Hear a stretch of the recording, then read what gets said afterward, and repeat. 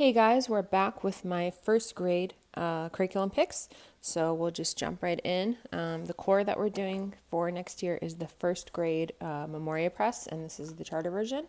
And so I kind of just wanted to show you like what Memoria Press core looks like. So this you can see on their website. It's within the sample pages. So it tells you all of the materials that you need if you're doing all of their programs. And so you'll see I don't have every single thing on here, but I have most of the things. And so this is really helpful if you are trying to follow it to make sure that you got everything. And then what I like about Memoria Press, and there are other companies out there that do this, but what I particularly like is each week you have a complete lesson plan with all of your subjects. And this is true for every grade level. All of the grades have a lesson plan like this laid out for you.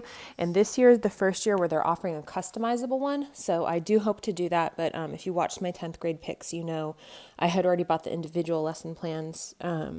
So I'm waiting to purchase, I think it's $30, because we do a lot of customized things in 10th grade. So anyway, so if you open up, this is the first day of school, you have a recitation, which is in the appendix, and that's things like the continents or the Pledge of Allegiance or days of the week, things like that. That's the kindergarten examples. I don't know what the first grade ones are.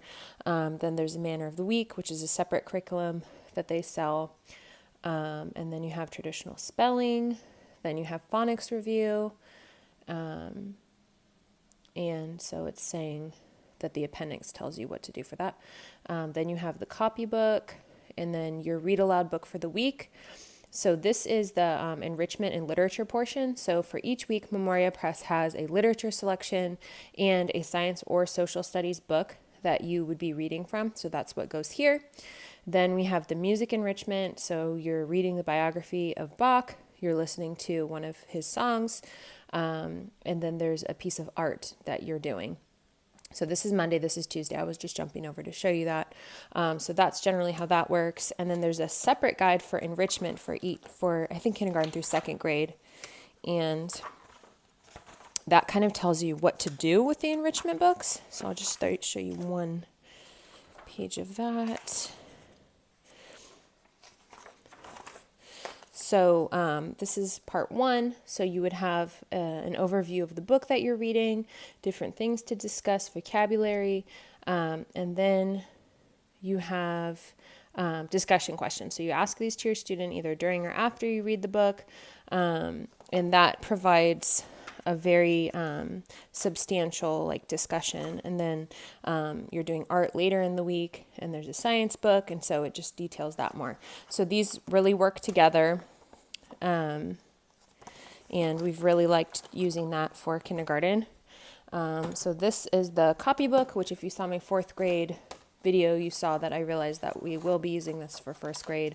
The kindergarten one, for some reason, is much more closer together writing, so it didn't really work for us.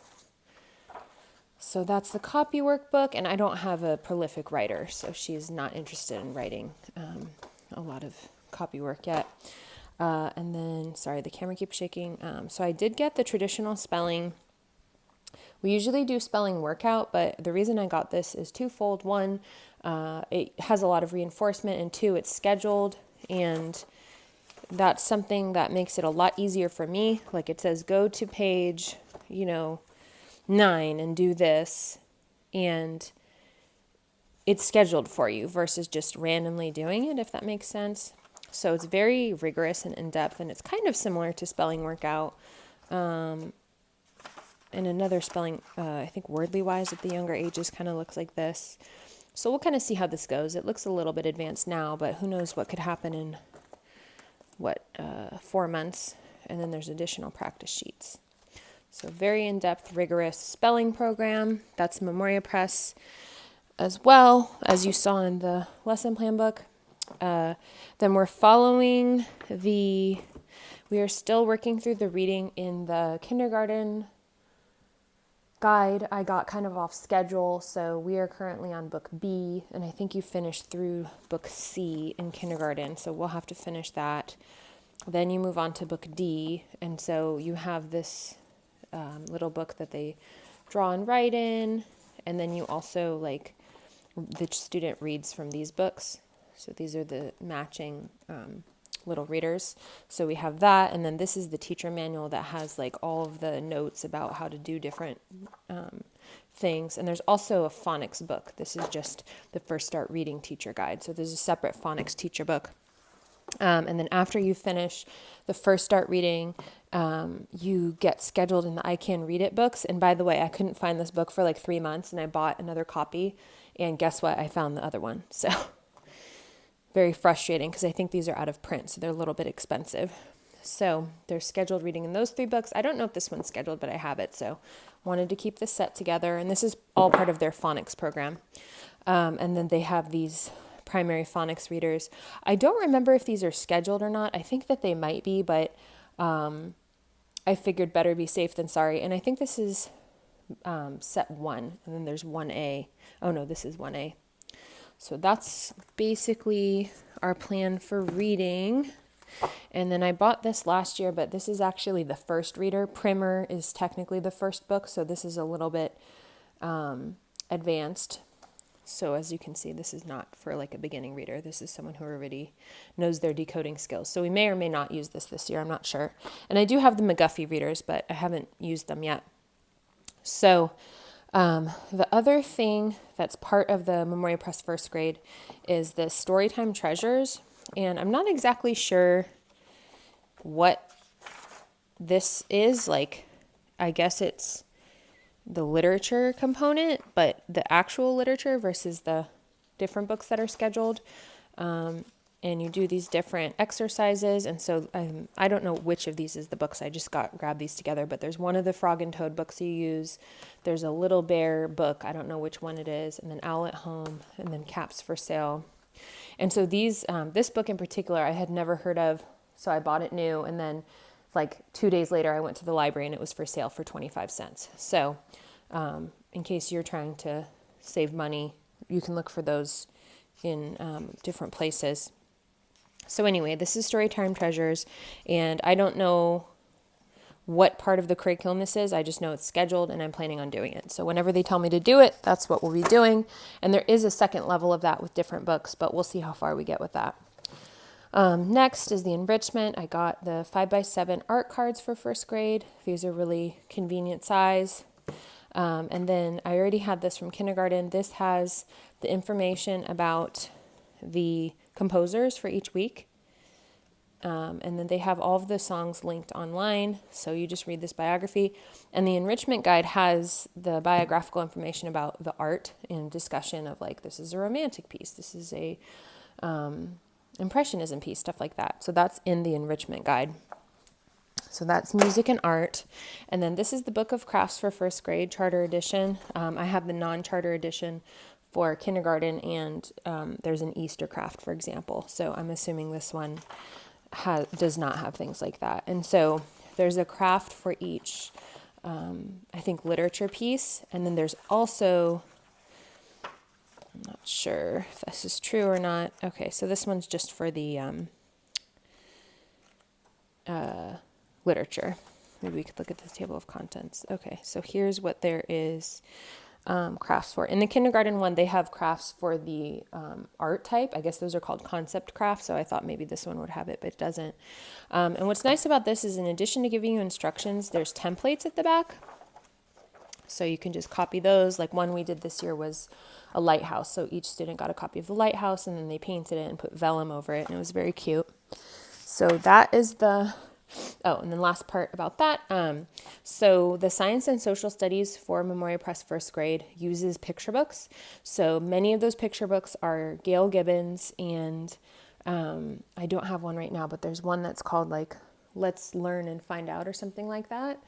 And so those have been really good this year. And I got a bunch of these that are on the list. And then in addition to doing the Memoria Press Science and Social Studies Enrichment, we will be doing Blossom and Root, Wonders of the Plant and Fungi Kingdoms, and I'm doing this with my 4th grader with my 1st grader.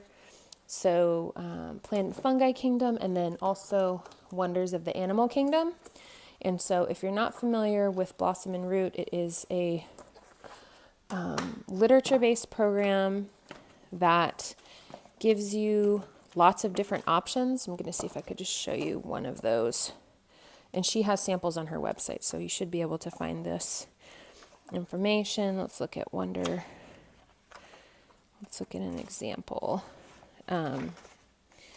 So with each lesson, you have different opportunities. So if you're a minimalist, you just read from the encyclopedia. If you're a book basket folk, which is what we're doing this coming year, we're doing the book basket approach. Then there's a visual learner option. This is what I did with my boys for the prehistoric extension, and we also did oceanography, astronomy, and physics. We did the visual learner option.